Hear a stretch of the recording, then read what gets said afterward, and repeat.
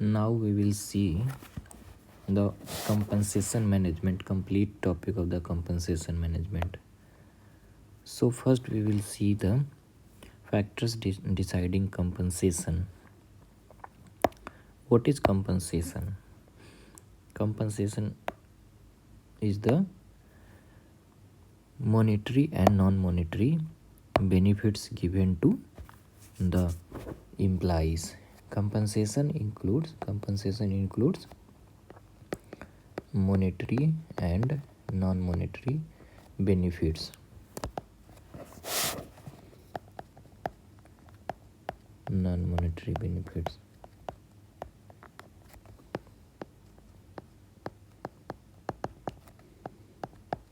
Given to employees, right? So when deciding on the compensation package for an employee, several factors are typically considered. These factors can vary depending on organization and industry, but some of the most common one are includes, मतलब compensation package decide करने में बहुत सारे factors को ध्यान में रखा जाता है जिस पर कि कंपनसेशन फैक्टर डिसाइड किया जाता है। ये ऑर्गेनाइजेशन, हर ऑर्गेनाइजेशन इंडस्ट्री के हिसाब से अलग अलग कंपनसेशन मैनेजमेंट हो सकता है। तो अब जो है वो हम देखते हैं एक एक करके। First point is the market competitiveness. Compensation management को, कंपनसेशन पैकेज को इस्टेब्लिश करने में सबसे पहला पॉइंट है जो हम मार्केट कम्पिटिटिवनेस को देखते हैं कि मार्केट में कितना कम्पिटिटिवनेस है और एम्प्लॉय और एम्प्लायर उस स्केल पे कहाँ पे खड़ा है, एम्प्लायर किस लेवल पे प्रॉफिट बना रहा है और जो एम्प्लॉइज़ हैं होंगे या हैं वो उसको कितना कंपनसेशन की ज़रूरत है जिसमें वो मोटिवेटेड रहे और काम कर सके बेहतर तरीके से। तो employer need to offer competitive compensation package to attract and retain top talents. Keyword यहाँ पे है कि टॉप टैलेंट। टॉप टैलेंट को रिटेन करने के लिए कंपनसेशन मैनेजमेंट की ज़रूरत है ताकि जो टैलेंट है वो ऑर्गेनाइजेशन से बाहर जल्दी ना जा सके और वो ऑर्गेनाइजेशन के लिए प्रॉफिट मेकिंग का काम कर सके। So they often conduct research on what other organisations are paying employees in similar role and adjust their compensation package accordingly. तो पहला पॉइंट ये है कि कंपनसेशन मैनेजमेंट में मार्केट कम्पिटिटिवनेस को हम चेक करते हैं और दूसरा कंपनी जो सेम लेवल का है, सेम रोल पे क्या पे कर रहा है वो हम चेक करते हैं। Next point is the job responsibility. So job responsibility क्या है? कंपनसेशन पैकेज के लिए जॉब रिस्पॉन्सिबिलिटी चेक करके और कंपनसेशन पैकेज डिसाइड होगा। The compensation package should reflect the level of responsibility that requires with the job. Her job के साथ जो है वो रिस्पॉन्सिबिलिटी,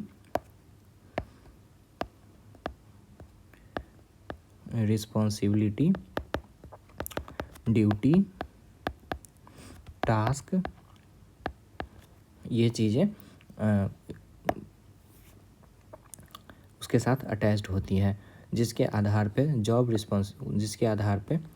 रिस्पॉन्सिबिलिटीज़ देख के और कंपनसेशन पैकेज को डिसाइड किया जाता है। The next point is the experience. So employees का एक्सपीरियंस और क्वालिफिकेशन देख के जॉब कंपनसेशन पैकेज डिसाइड किया जाता है। कितने का पैकेज देना है एम्प्लॉय को। अगर ज़्यादा हाईली एक्सपीरियंस्ड एम्प्लॉय है तो वो ज़्यादा हायर सैलरी डिमांड करेगा और अगर न्यू है तो स्टार्टिंग करियर का कर रहा है तो कम सैलरी में भी काम कर लेगा। तो तीसरा फैक्टर है कंपनसेशन पैकेज डिसाइड करने के लिए एम्प्लॉय एक्सपीरियंस। सो और उसका क्वालिफिकेशन किस लेवल का रख रहे हैं, हम ग्रेजुएट रख रहे हैं, बीटेक रख रहे हैं, एमटेक रख रहे हैं, पीएचडी रख रहे हैं, किस लेवल का उसके पास सर्टिफिकेशन होना चाहिए, ये सब देखते हैं कंपनसेशन पैकेज डिसाइड करने में। So employee experience and qualification. Experienced and highly qualified employees often demand, यहाँ डिमांड होगा, often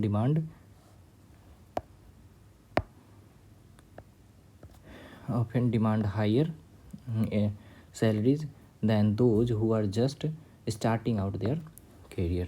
So next one is the performance of the employee.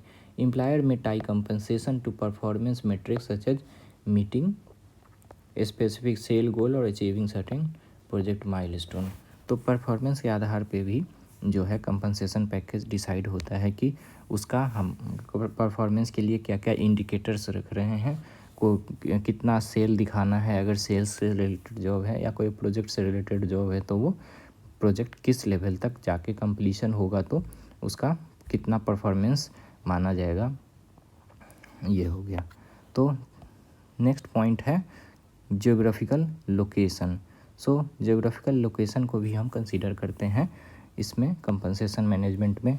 किसी को पहाड़ों में दिया है, किसी को रिमोट एरिया में दिया है, किसी को गांव में दिया है, किसी को शहर में दिया है, किसी को पॉल्यूटेड एरिया में दिया है, किसी को इंडस्ट्री में दिया है. तो इस तरीके से हम लोग चेक करते हैं कि उसका जियोग्राफिकल लोकेशन कहाँ है जहाँ पे वो एम्प्लॉय काम करेगा और उसके अकॉर्डिंग कंपनसेशन पैकेज डिसाइड किया जाता है. क्योंकि लिविंग और जॉब मार्केट के हिसाब से जो हर जोग्राफिकल लोकेशन का कॉस्टिंग अलग अलग होता है लिविंग के लिए, इसलिए जोग्राफिकल लोकेशन के अकॉर्डिंग जो है वो कंपनसेशन पैकेज डिसाइड किया जाता है. Next point company size. अगर कंपनी बड़ी है तो ऑटोमेटिक है कि ज़्यादा अच्छा पैकेज मिलेगा, और कंपनी छोटी है, स्टार्टअप है, तो शुरू में कंपनी ज़्यादा पे नहीं करती है एम्प्लॉइज़ को. तो कंपनी साइज और इंडस्ट्री के हिसाब से भी कंपनसेशन पैकेज डिसाइड होता है. The size of the company and the industry it operates in also in can also influence compensation package. For example startup जो है, स्टार्टअप कंपनी में offer equity in addition to salary कम equity देगा, while large corporation में offer extensive benefits. Now what is the next point. So next point is the employee preference. अब किसी employ को है कि सैलरी के साथ साथ वर्क फ्लेक्सिबिलिटी चाहिए, किसी को वर्क फ्रॉम होम चाहिए, किसी को जल्दी छुट्टी चाहिए, किसी को ज़्यादा छुट्टी चाहिए. तो ये सब भी हर एम्प्लॉय का अलग अलग वर्किंग कंडीशन होता है. तो उसके अकॉर्डिंग जो है वो एम्प्लॉय प्रेफरेंस के अकॉर्डिंग भी कंपनसेशन पैकेज डिसाइड किया जाता है. यहाँ पे है कि सम एम्प्लॉय में value certain benefits more than the other, such as flexible work arrangements or paid time off. Employer may take these preferences into account when creating the compensation package. तो ये भी एक फैक्टर है compensation package डिसाइड करने में. Now overall the goal of a compensation package is to attract, retain and motivate employees while ensuring that the company stays competitive in the job market.